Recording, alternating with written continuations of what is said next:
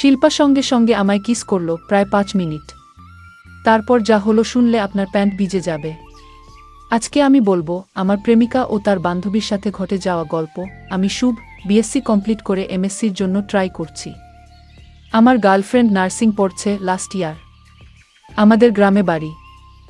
আমার গ্রাম আর আমার গার্লফ্রেন্ডের গ্রাম পাশাপাশি। ওর নাম রিমি। আমাদের ক্লাস 9 থেকে প্রেম। ও খুব সুন্দরী দেখতে। আমাদের মধ্যে কোনোদিন ওই কিস ছাড়া তেমন কিছু হয়নি। আসলে আমার ইচ্ছা ছিল, কিন্তু ও কোনোদিন চাইতো না। সবসময় বলতো বিয়ের পর। এমএসসিতে ভর্তি হওয়ার জন্য খুব চাপে ছিলাম, তাই রিমিকে ঠিকঠাক টাইম দেওয়া হচ্ছিল না। এবার আমিও চাপের বসে এটা বুঝতে পারিনি যে রিমি ও কেমন পাল্টে গেছে। প্রায় 2 মাস পর আমার ভর্তি কমপ্লিট হলো। তারপর আমি রিমিকে আগের মতো টাইম দেয়া শুরু করলাম, কিন্তু ও দেখলাম সবসময় বাহানা দেয় কথা না বলার।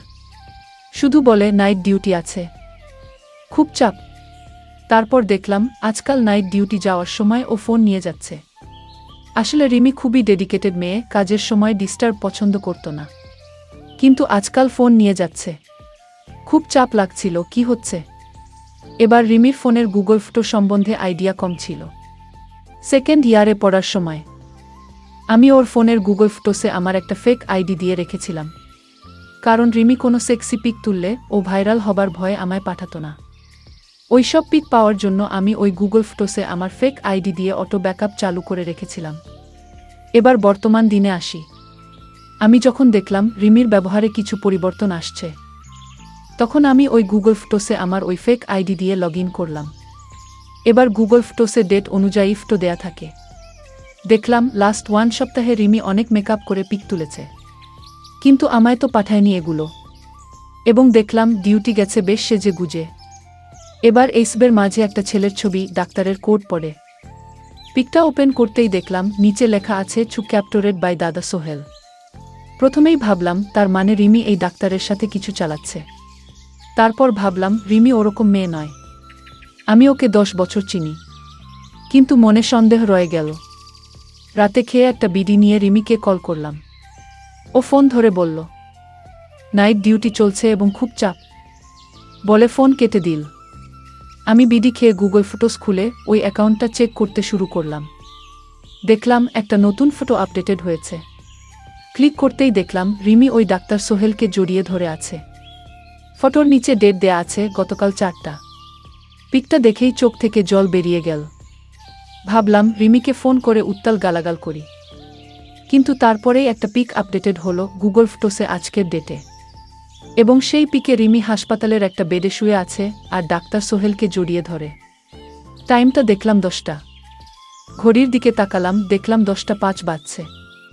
বুঝলাম রিমি এখন ওই ডাক্তারের সাথে মজা নিচ্ছে, তাই ফোন কেটে দিলাম। তারপর 1 ঘন্টা কোনো আপডেট নেই। 1 ঘন্টা টানা বিডি খেয়ে কাটালাম।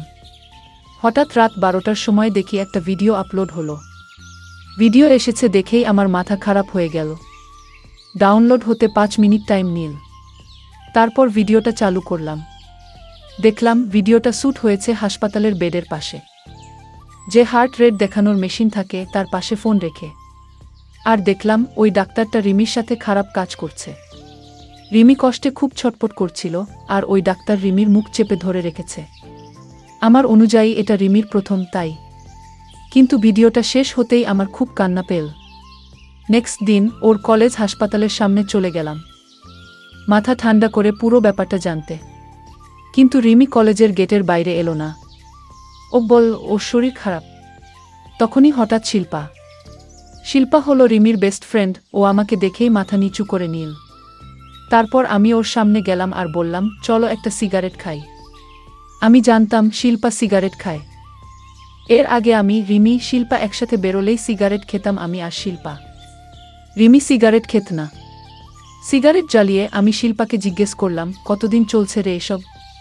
ও চোখ বড় বড় করে আমার দিকে তাকালো। ও বলল কিসের কথা বলছিস? আমি বললাম রিমি যা করছে আশা করি তোরা জানিস। ও অনেকক্ষণ না জানার ভান করল। তারপর বলল ও কদিন খুব পর্ন দেখছে। তারপর কাল রাতে ও ফার্স্ট ইন্টারকোর্স করেছে। তুই কি জানিস? আমি বললাম জানি। শিল্পা বলল তোর খারাপ লাগছে না? আমি বললাম, একটু লাগছে, কিন্তু ও যদি মজা পেয়েছে তাহলে ও কি করছে, আমি সব জানতে চাই। শিল্পা বলল, দেখ, ও ওই ডাক্তারের সাথে অনেকটা সময় কাটায়, এবার তাই হয়তো ওদের মধ্যে কিছু শুরু হয়েছে। তবে ও কিন্তু তোকে ভালোবাসে। আমি বললাম, চল ময়দান যাই, একটা করে বিয়ার খাবো। ও রাজি হলো। ময়দান এগিয়ে দুজনে বিয়ার খেলাম। তারপর শিল্পা বলল, রিমি ভুল করছে জানি, কিন্তু আমি ঠিক করে দেব, তুই চাপ নিস না। আমি বললাম, শিল্পা, তোকে কিস করব। শিল্পা বলল, এখানে। আমি বললাম, তাহলে তোর আমায় কিস করতে কোনো প্রবলেম নেই। শিল্পা লজ্জায় পড়ে গেল। শিল্পা বলল, দেখ, তোকে আমি খুব ভালোবাসি, কিন্তু বেস্ট ফ্রেন্ডের বয়ফ্রেন্ড, তাই নিজেকে কন্ট্রোলে রাখি। আমি বললাম, আমিও তোকে খুব ভালোবাসি। শিল্পা সঙ্গে সঙ্গে আমায় কিস করল প্রায় 5 মিনিট। তারপর আমি সঙ্গে সঙ্গে একটা ওলা বুক করলাম আর ড্রাইভারকে বললাম, পিছনে তাকাবে না, 500 টাকা এক্সট্রা দেব। তারপর আমরা দুজন গাড়ির ভেতর খারাপ কাজ করলাম। আমি আনন্দে পাগল হয়ে গেলাম। তারপর আমরা দুজনের রুমে চলে গেলাম এবং আমরা এখন থেকে সবসময় ফোনে কথা বলতাম। আমরা মাঝে মধ্যে দেখা করতাম আর হোটেলে গিয়ে আমরা আমাদের চাহিদা মেটাতাম। শিল্পা আমাকে একদিন ওর রুমে নিয়ে গেল। রুমে কেউ নেই। আমরা রুমে গিয়ে বসলাম। তখন রাত 8টা বাজে। রুমে আমরা সামনাসামনি বসলাম ও বিভিন্ন বিষয়ে গল্প করছি। আমরা রাতের খাবার হোটেল থেকে নিয়ে এসে খেয়ে নিলাম।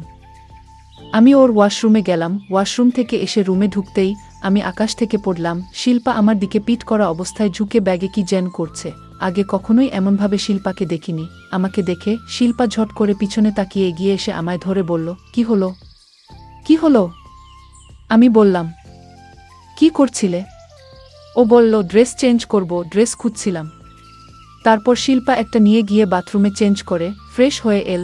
তারপর আমরা সারারাত ধরে দুজনে খুব মজা করলাম এবং সকালে উঠে আমি আমার রুমে চলে গেলাম। এইভাবে আমাদের সম্পর্ক চলতে থাকলো। কিন্তু হঠাৎ একদিন রিমি জানতে পেরে গেল। কিন্তু শিল্পার উপর রাগ করল না। কিছুদিন পর আমার জন্মদিন এলো। আমার মনেও ছিল না সেদিন আবার ছিল বৃহস্পতিবার। শুক্রবার জন্মদিন। ছুটির কিছু সময় আগে হঠাৎ দেখি রিমি একটা মেসেজ করল, জলদি বাসায় এসো। তখন রাত 9টা বাজে। বাসায় পৌঁছে ঢুকতেই দেখি একটা ব্যাগ, একটা চিরকুটো আছে। লেখা আছে, জলদি পরে রুমে এসো। আমি রুমে যেতেই দেখি একটা সুন্দর শার্ট পরে রিমি বসে আছে।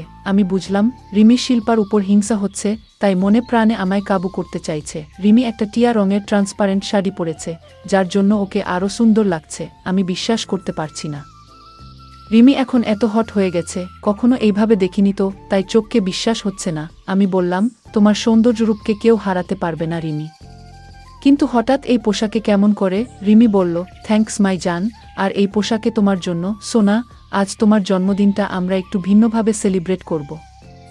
আগে বল, এই পোশাক তোমার কোনো সমস্যা নেই তো? আমি বললাম, একদমই না রিমি, তোমায় এত হট দেখব কখনো চিন্তা করিনি, খুব ভালো লাগছে। রিমি বলল, তাহলে দাঁড়িয়ে আছো কেন? শুরু করো। আমি একটু অবাক হয়ে বললাম, কি শুরু করব? রিমি বলল, কেন? শিল্পার সাথে যা করতে শিল্পা যেমন খুশি করো, আমাকেও তেমন আজ খুশি করতে হবে। আমি আকাশ থেকে পড়লাম। আমার যে কি আনন্দ হচ্ছে বলে বোঝাতে পারবো না। তারপর আমি আর দেরি না করে আমি ওকে খুশি করার কাজে লেগে পড়লাম। বেশ কিছুক্ষণ মজা করার পর আমরা ক্লান্ত হয়ে যাই এবং ঘুমিয়ে পড়ি। এরপর থেকে আমি দুজনের সাথে মজা করতে থাকি। এইভাবে কাটতে লাগলো দিন। যাই হোক, আজকের ভিডিও এই পর্যন্ত। যদি আমাদের ভিডিওগুলি ভালো লাগে তাহলে লাইক, কমেন্ট এবং শেয়ার করুন। আর সবার আগে ভিডিও পেতে আমাদের চ্যানেলটাকে সাবস্ক্রাইব করুন। সবাইকে ধন্যবাদ।